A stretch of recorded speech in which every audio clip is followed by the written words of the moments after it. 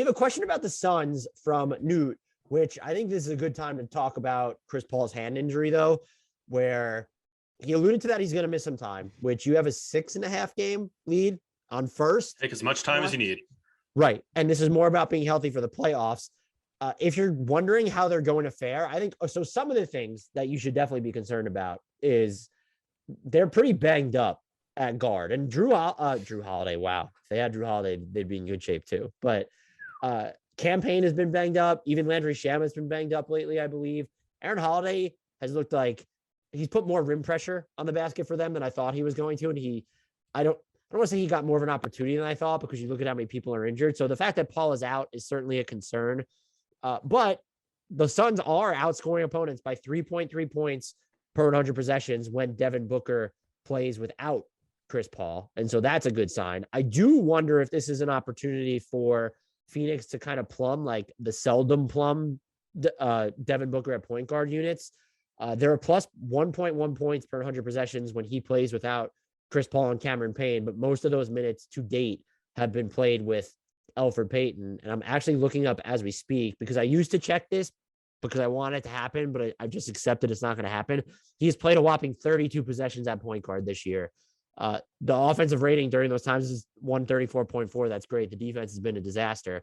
I'm just wondering if we could get more units like those, because I think Devin Booker has, it shouldn't be quietly, but I think Devin Booker is a good enough playmaker to not just be the tip of the spear for the offense, but like to actually operate from the one. And that gives you a chance to, have Ayton and Crowder and Cam Johnson and Bridges play together. Like that's a unit I would love to see more of.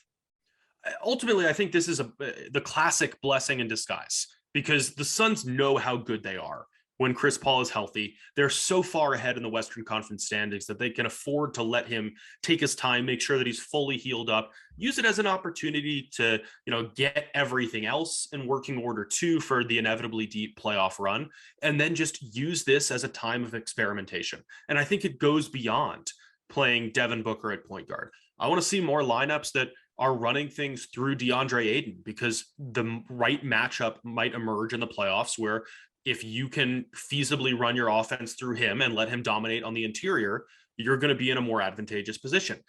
Let Mikal Bridges handle the ball more. Let Cam Johnson handle the ball more. Let them try to initiate sets that you might not otherwise employ if you're so dead set on winning every game because you have everyone in the lineup. So this to me is just a hugely positive opportunity for Phoenix to see just how much better it can get, just how much more flexibility it has at its disposal in the playoffs, just how much more some of the lesser featured players can do with the ball in their hands, because you have nothing to lose here except a few games that aren't going to matter.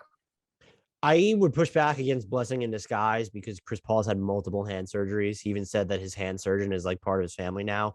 So I'm terrified. It's not a blessing in disguise by any stretch. I think the fact that this isn't a more serious injury, given how much he was playing, is maybe that's the blessing. Well, that's what I mean, because it's not that significant to the best of our knowledge. Yeah, it would be different. I mean, he's going to take the reporting at this point is like he's going to miss a week or so, right? And could miss longer if they exercise more caution. To me, that's so far from a worst case scenario, even with a history of injuries to that hand. The rest, if they, I won't buy into rest via injuries, a blessing in disguise with Chris Paul. I can't do it. What is interesting though, the DeAndre Ayton element, I think there's something to the fact that Robert Sarver doesn't want to pay him this summer, and that a huge idea behind that. And maybe it's more of an organizational one than just Robert Sarver having paid Mikal Bridges, paying Chris Paul, paying Devin Booker, being cheap. Cam Johnson, extension eligible this summer too, by the way. I think there's something to the idea of they're worried about what he looks like without Chris Paul. And so you mentioning having him operate as more of like, can they do stuff, run things through him in the post? I don't even know if it's like, it doesn't have to be as complicated that. It's just, what does he look like when it's the future of this team, when it's Devin Booker, Cam Johnson. And there's no downside to that, because if it works, you're even better in this season. If it doesn't, then you have more justification to not pay him this summer. Which is, he's going to get money somewhere, which is why I feel comfortable saying that.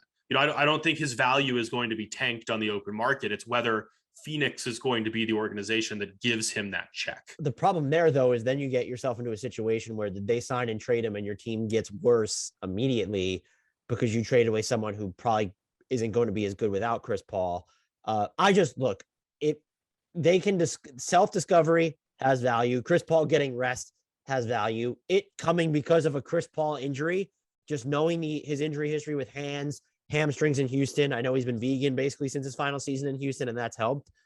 They need a Chris Paul injury at the All-Star break, not a Chris Paul injury during the stretch run, not a Chris Paul injury during the playoffs. A Chris Paul injury on something that's been a problem before at any point in the season is bad.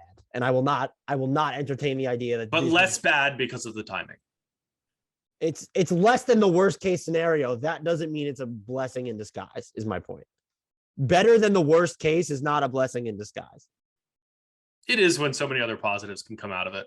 We can agree to disagree on that one. Yeah, we're going to staunchly disagree on that one.